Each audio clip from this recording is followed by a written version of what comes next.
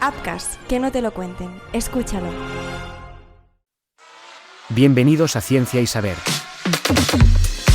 Hola, ¿qué tal? Muy buenas, ¿cómo estáis? Bienvenidos un día más a Ciencia y Saber. En los últimos años han surgido startups que trabajan en un terreno tan innovador como controvertido. La recreación digital de personas fallecidas para interactuar con ellas en mundos virtuales. Este fenómeno, conocido popularmente como el metaverso de los muertos, combina inteligencia artificial, realidad virtual y tecnologías de avatarización para ofrecer experiencias en las que los vivos pueden conversar con versiones digitales de sus seres queridos que ya no están. La propuesta despierta entusiasmo y rechazo a partes iguales y plantea cuestiones éticas, psicológicas, culturales y legales de gran calado. La idea parte de recopilar grandes cantidades de datos de una persona: fotografías, vídeos, mensajes de texto, publicaciones en redes sociales, audios e incluso grabaciones en las que aparece su voz. Con estos materiales, algoritmos de inteligencia artificial pueden entrenarse para generar un modelo digital que imite la apariencia, los gestos, la forma de hablar y hasta ciertos patrones de pensamiento del fallecido. En algunos casos, estos avatares se integran en entornos de realidad virtual donde los usuarios acceden mediante visores y pueden interactuar de forma inmersiva. En otros, las interacciones se limitan a chatbots con voz sintetizada que replican el estilo conversacional de la persona fallecida. También hay proyectos que exploran hologramas proyectados en espacios físicos, ampliando la experiencia sensorial. En todos los formatos, la promesa es la misma: revivir la experiencia de estar con alguien que ya no está físicamente.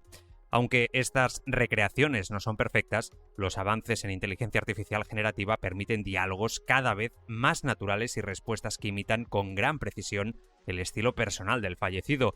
La velocidad de mejora tecnológica sugiere que en pocos años las diferencias con una interacción real podrían ser mínimas. Los defensores de estas iniciativas argumentan que pueden ofrecer un valor emocional y terapéutico. Para quienes no han tenido oportunidad de despedirse, interactuar con un avatar de un ser querido puede servir como una forma de cierre emocional. También puede convertirse en un recurso de acompañamiento durante el duelo, proporcionando una sensación de presencia y continuidad que, en algunos casos, contribuye a reducir la soledad. Además, algunos ven en estas tecnologías una herramienta de preservación cultural y familiar. Los avatares no pretenden necesariamente sustituir a las personas fallecidas, sino servir como herramientas de memoria que ayuden a transmitir historias, valores y recuerdos a las nuevas generaciones. En esta lógica, el metaverso se concibe como una especie de archivo interactivo, donde los descendientes pueden conocer de primera mano el modo de hablar, los gestos y la personalidad de sus ancestros. En el ámbito clínico, algunos psicólogos sugieren que estas recreaciones podrían utilizarse bajo supervisión terapéutica para facilitar procesos de duelo complicados o incluso para personas con trastorno de estrés postraumático que buscan confrontar pérdidas repentinas. No obstante, expertos en salud mental advierten de riesgos significativos. El contacto recurrente con representaciones digitales de personas fallecidas podría dificultar el proceso natural del duelo, prolongando la dependencia emocional o generando una idealización poco saludable.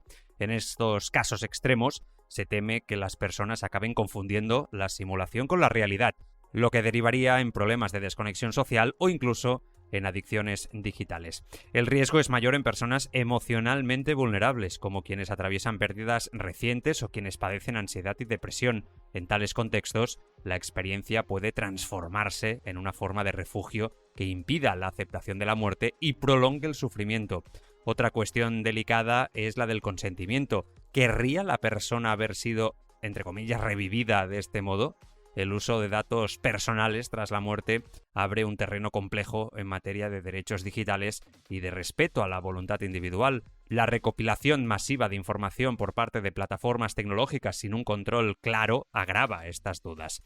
Los dilemas legales son amplios y todavía poco regulados. En la mayoría de países no existen marcos normativos que definan quiénes pueden autorizar la creación de un avatar de una persona fallecida. Surge la pregunta de si debería ser la familia más cercana, los herederos legales o cualquier persona con acceso a datos suficientes. Este vacío abre la puerta a situaciones polémicas, desde disputas entre familiares hasta la explotación comercial de la identidad de un fallecido sin su consentimiento previo. También se plantea el riesgo de que terceros utilicen la imagen y la voz de los muertos con fines fraudulentos, como suplantaciones en contextos financieros o políticos incluso. El desarrollo de deepfakes ya ha mostrado lo sencillo que resulta manipular imágenes y voces de personas vivas.